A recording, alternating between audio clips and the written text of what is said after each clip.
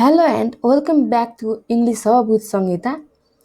This channel is your companion for understanding English essays, stories, and summaries clearly and easily, especially designed for students of BBS, BSW, and BA under Tribhuvan University, Nepal. In today's video, we are going to explore a powerful and thought-provoking essay titled The Meat Market written by Alex Tabarrok. This essay talks about a very serious problem, the global shortage of human organs, and presents a bold solution that has sparked debates around the world. So, stay tuned and as we break down the meaning, message, and moral of this essay in simple and student friendly language. Let's begin. Let's first talk about the title, The Meat Market. Now, you may wonder what does this title mean? The word meat market usually reminds us of a place where animal meat is bought and sold. But here, the writer uses it as a metaphor, a symbolic way of showing how human organs, especially kidneys, have become rare and valuable like items in a market. The essay questions why we treat organs as something that must be given freely even when lives are at risk.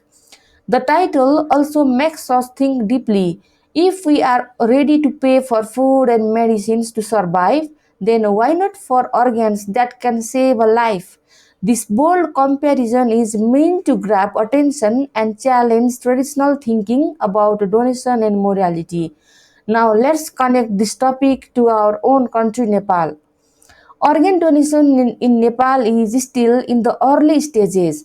According to the Human Organ Transplant Center (HOTC) in Bhaktapur, kidney and liver transplants are the most common, but there is still a shortage of donors. Thousands of patients are waiting for kidney transplants every year, just like in other countries, even in Nepal too. In Nepal, most organ donations happen after death, but only under special conditions. A person must be declared brain dead by a medical team and the family must give consent before the organs can be used. However, such donations are very rare.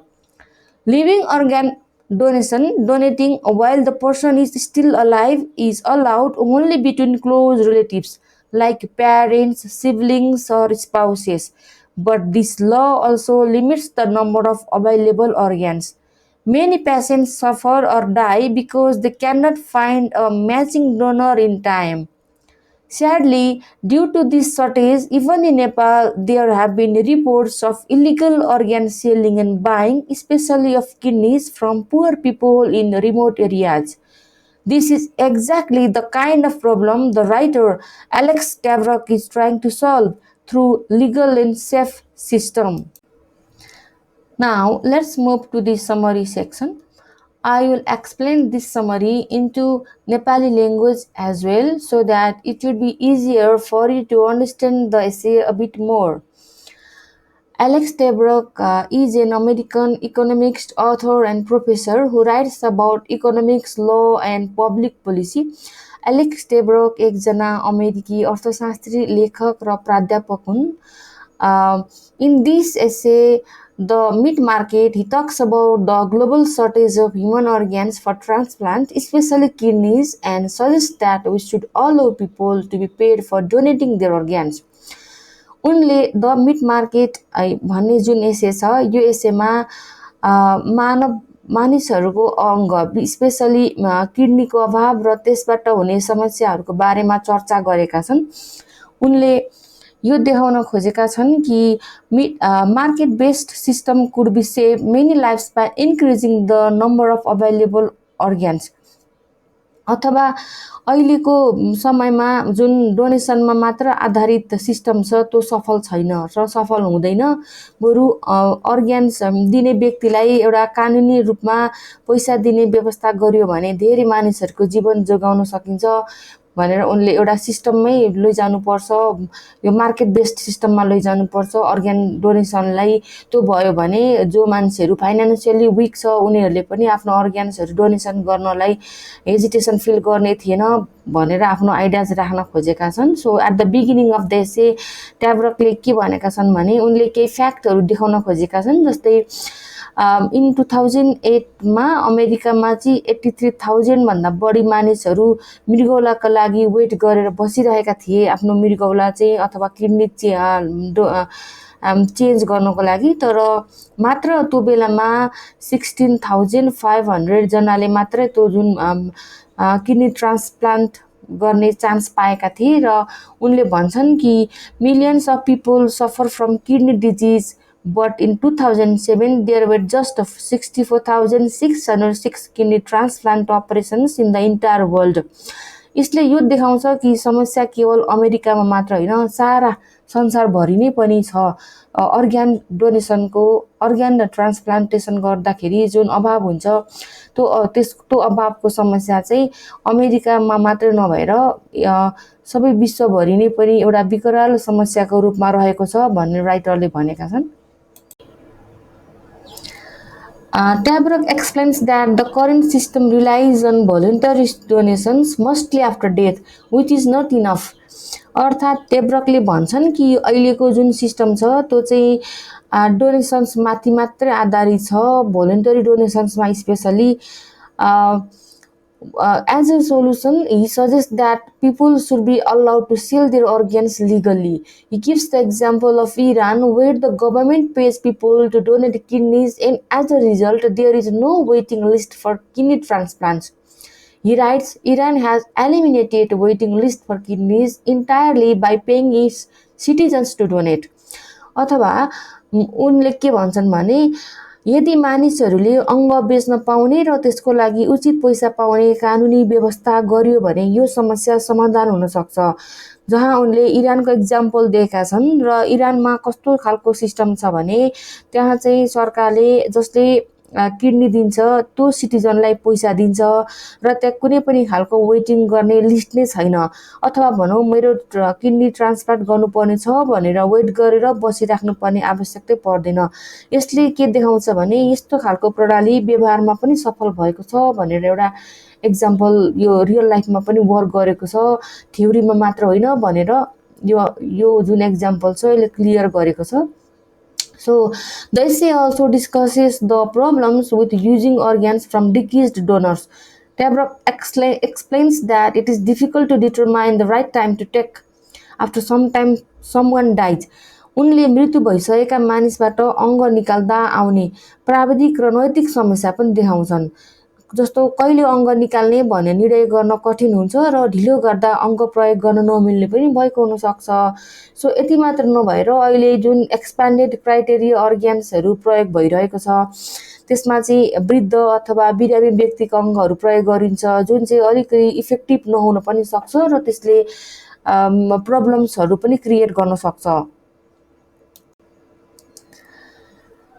Another major issue is the black market for organs. Since there are not enough legal organs, some people buy and sell organs illegally. Often in poor countries, Tabarrok says already the black market may account for 5% to 10% of transplants worldwide. अथवा टेब्रकले एसेमा चाहिँ black मार्केटको समस्याबारे पनि उल्लेख गरेका छन्। जस्तो उनी भन्छन् कि अर्ग्यान्सको जहाँ अभाव हुन्छ त्यो अभावले गर्दा धेरै मानिसहरूले चाहिँ इलिगली अर्ग्यान्सहरू बाई एन्ड सेल गर्न सक्छन्। अनि उनले लेख्छन् already the black market may account for 5% to 10% of transplants worldwide. अथवा यसले के देखाउँछ भने अभावले गर्दाखेरि अवैध र असुरक्षित उपायहरू पनि अपनाइन्छ। त्यसैले उनी भन्छन् यदि कानुनी रूपमा अङ्ग बेच्न मिल्ने बनाइयो भने यस्तो जुन जोखिमपूर्ण खालको बाई एन्ड सेल गर्ने जुन मार्केट छ त्यसलाई पनि अन्त्य गर्न सकिन्थ्यो र इथिकल हुन सक्थ्यो, एउटा सेफ ल्यान्डिङ हुन सक्थ्यो अर्ग्यान डोनेसनको मामलामा पनि भन्न खोजेका छन् ट्याब्रकले। At the end of the essay, Tabarrok argues that if donors were given proper payment, protection and medical care, more lives could be saved. अथवा उनले एसेको अन्त्यमा गएर टेब्रकले भनेका छन्, यदि सरकारले अङ्ग दिने व्यक्तिलाई उचित पैसा अनि त्यस्तै गरी सुरक्षा र स्वास्थ्य सेवा दिन सक्यो भने हजारौं मानिसको जीवन समेत बचाउन सकिन्छ। उनले समाजमा अथवा समाजले अङ्ग बेच्नु अपराध जस्तो जुन ठान्ने एउटा सोचाइ छ, त्यो परिवर्तन गर्नुपर्ने र व्यवहारिक खालको समाधान समेत अपनाउनु पर्छ भन्ने बारेमा उनले बताएका छन् द मिट मार्केट भन्ने एसेमा। Now let's talk about the key themes of this essay. So these key themes will help you to understand the essay into the deeper level as well.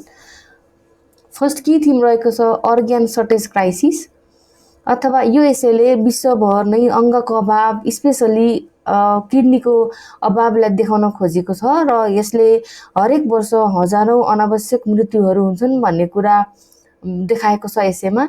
So त्यस्तै गरी अर्को रहेको छ failure of the current donation system, अथवा अहिलेको जुन donation system छ यो चाहिँ फेलर भएको छ भनेर राइटरले भन्न खोजेका छन्। जस्तै वर्तमान अवस्थामा जुन खालको डोनेसन गरिएको छ त्यसलाई उनले क्रिटिसाइज गर्न खोजेका छन्, जहाँ चाहिँ केवल स्वेच्छाले अङ्ग दान गर्नुपर्ने हुन्छ, जसले गर्दाखेरि जुन बढ्दो मागलाई पुरा गर्न सक्दैन, जसलाई अर्ग्यान चाहिएको छ उसले टाइममा पाउन सक्दैन। त्यसैले अहिलेको जुन डोनेसन सिस्टम छ त्यो चाहिँ फेलर लगभग भइसकेको छ भन्न खोजेका छन्।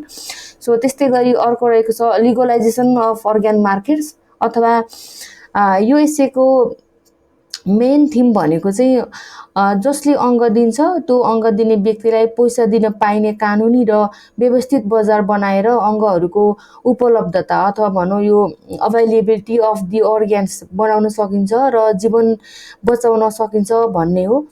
अनि अर्को रहेको छ इथिक्स एन्ड मोरालिटी, जस्तै अङ्गको लागि अथवा अर्ग्यान्सको लागि पैसा दिने विषयमा नैतिक सवालहरू उठ्छन्, तर राइटरले भन्छन् कि जीवन बचाउनु नै मुख्य कुरा हो र पुराना नैतिक विचारमा अडिएर समय नष्ट गर्नुको सट्टामा के गर्दाखेरि चाहिँ बढीभन्दा बढी लाइफलाई सेभ गर्न सकिन्छ त्यो विचारलाई चाहिँ समयअनुसार समय सान्दर्भिक रूपमा अगाडि बढेर विचार गर्नुपर्ने हुन्छ भनेर उनले यो इथिक्स र मोरालिटीको कुरा पनि जोडेको पाइन्छ। त्यस्तै अर्को रहेको छ सक्सेस अफ रियल वर्ल्ड मोडेल्स, अथवा उनले कतिपय एक्जाम्पल्सहरू दिएका छन्, जस्तै इरानको एक्जाम्पल दिएका छन्। इरान जस्तो देशले एउटा सफल भएर उदाहरण दिएका छन् जहाँ चाहिँ डोनर्सलाई पैसा दिएर अङ्गदान गराइन्छ र त्यसले चाहिँ जुन अर्ग्यान्सहरूको वेटिङ लिस्टमा बस्नुपर्ने अवस्थालाई अन्त्य गरेको पाइएको छ।